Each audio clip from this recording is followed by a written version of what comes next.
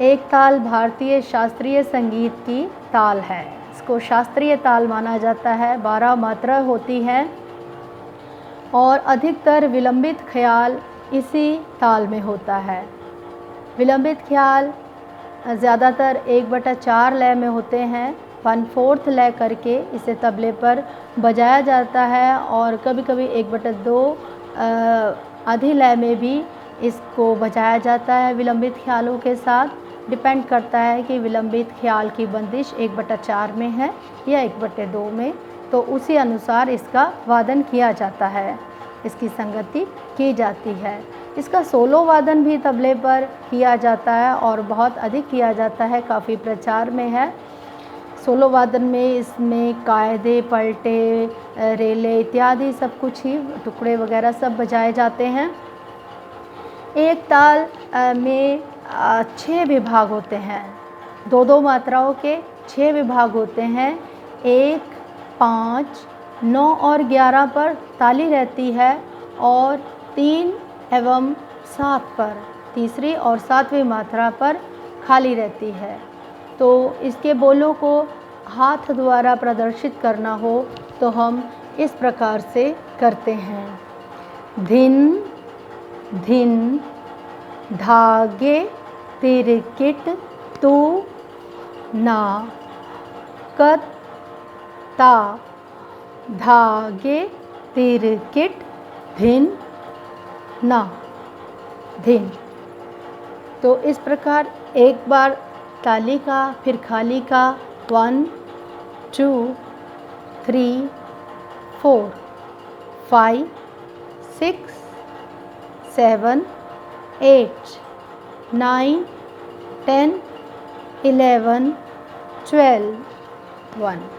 तो ये जो आवर्तन होता है ये 1 to 1, मतलब कि पहली मात्रा सम से लेकर सम तक का एक पूरा चक्र होता है, जिसे आवर्तन कहते हैं। तो जब भी हमने ताल छोड़नी होती है, ख़त्म करनी होती है, तो हमेशा हम सम दिखाकर ही छोड़ते हैं। ऐसा नहीं कि हम 12वीं मात्रा तक उसको बोलकर और छोड़ दें। हमेशा जब भी तबले पर संगति होती है, किसी भी ताल की संगति होती है, किसी भी गायन शैली के साथ, चाहे वो लाइट म्यूज़िक में ही है, तो जब भी छोड़ना है तो हमने सम की बीट से छोड़ना है उसको। तो इसी तरह ताल हम हाथ पर भी जब दिखाते होते हैं तो हमें हमेशा सम पर ही छोड़ना चाहिए। इस प्रकार धिन धिन धागे तिरकिट तू ना, कर ता धागे तिरकिट धिन ना, धिन। और अब हमें अगर दुगुन करनी है इसी में, दुगुन मतलब 2-2 बोलों को एक मात्रा में बोलना, तो वो स्पीड भी डबल हो जाती है और मात्राएं तो वैसे ही, बीट तो वैसे ही रहेगी, लेकिन उसमें बोल 2-2 बोले जाएंगे। इस तरह से पहले हम एक गुण ठा लय में बोलेंगे सिंगल में, फिर डबल में बोलेंगे। तो पहले सिंगल में धिन धिन धागे तिरकिट तू ना, कत ता धागे तिरकिट धिन ना, धिन धिन धागे तिरकिट तू ना, कत ता धागे तिरकिट धिन ना, धिन धिन धागे तिरकिट तू ना, कत ता धागे तिरकिट धिन ना, धिन। तो इस प्रकार जब हमने डबल करनी है, आगे प्रोसीड करना है, तो हम सिंगल के बाद डबल शुरू कर देते हैं, तब सम नहीं दिखाते। तब फिर हम सम दिखाते हैं जब हमने सारी ताल समाप्त करनी होती है। जब ख़त्म होने के बाद हम छोड़ देते हैं तो हम सम पर छोड़ते हैं। तो इस तरह से पहले सिंगल और फिर डबल, फिर सम दिखाकर हम उसकी समाप्ति कर देते हैं। एक ताल से बिल्कुल मिलती जुलती ताल शास्त्रीय संगीत की ताल है 4 ताल, परंतु 4 ताल पखावज की ताल है और इसके बोल भी भिन्न होते हैं। जहाँ पर एक ताल का प्रयोग ख्याल गायन शैली के साथ होता है, शब्द के साथ, भजन के साथ, या कुछ फिल्मी जगत के गीत भी हैं जो एक ताल द्रुत एक ताल में रहते हैं।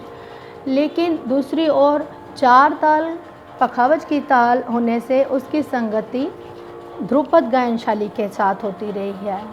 आज भी यदि हम ध्रुपद गायकों को सुने तो वो 4 ताल में ही ध्रुपद गाते हैं।